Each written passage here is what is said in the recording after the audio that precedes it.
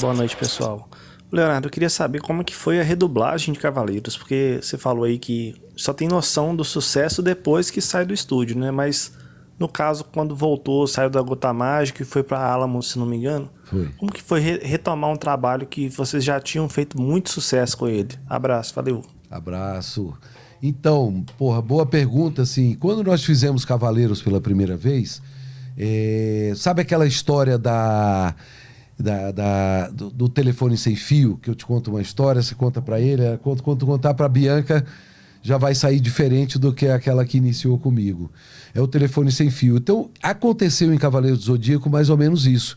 Quando nós recebemos o programa para ser dublado aqui no Brasil, na Gota Mágica, a primeira dublagem, era uma dublagem que já vinha, se não me engano, do espanhol do México, uma dublagem que não era original japonês. Então já houve alguma coisa lá na tradução que não tomaram tanto cuidado com o original que estava acontecendo. Então já mudaram um pouco. Quando chegou no Brasil, foi traduzido pelo que tinha do espanhol. Então um monte de golpe errado, um monte de nomes, pronúncias erradas, porque não houve essa preocupação dos clientes, no caso, do pessoal que detinha os direitos do Cavaleiros, de buscar alguém que entendesse de Cavaleiros, ou pelo menos de japonês e tal, que entendesse desse universo ali, para fazer uma tradução mais dentro dessa história, enfim, com golpes certos, com nomes certos. E aí, realmente, quando houve bastante reclamação de gente que entendia, de gente que conhece a cultura, mesmo brasileiros que conhecem a cultura oriental, que estuda japonês, que isso, que aquilo, houve bastante reclamação. E aí foi redublado. Algumas correções também com relação a personagem, que eu fiz o Ikki de Fênix e fiz o Milo de Escórpio, por exemplo, também.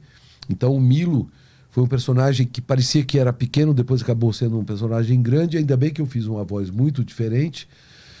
E o Ikki é muito mais aqui, e o outro era aqui na cabeça, aqui, falando mais assim, sabe? Então, mudei bastante, mas quando foi feita a redublagem também, nós corrigimos isso, foi outro dublador que fez. E com relação à redublagem, o que houve? Um cuidado muito maior com a tradução. A tradução foi chamado, então, um cara muito experiente, estudante de animes e de mangás e tudo. A base dele do japonês e de ensinar japonês no Brasil, ele como jornalista também dessa área de revistas especializadas da época, Herói e tudo, o Marcelo Del Greco, ele conhecia tudo de Cavaleiros e ele foi o escolhido para não traduzir a série, mas com um grupo de tradutores, ele coordenar aquilo para colocar tudo certinho, os golpes e tudo mais. Então essa foi a grande diferença da redublagem de Cavaleiros, né? Eu não gosto muito, a gente raramente redubla coisas. Mas nesse caso foi legal porque consertou algumas coisas que o público exigiu e foi bacana. Eu acho que isso aí agregou, né?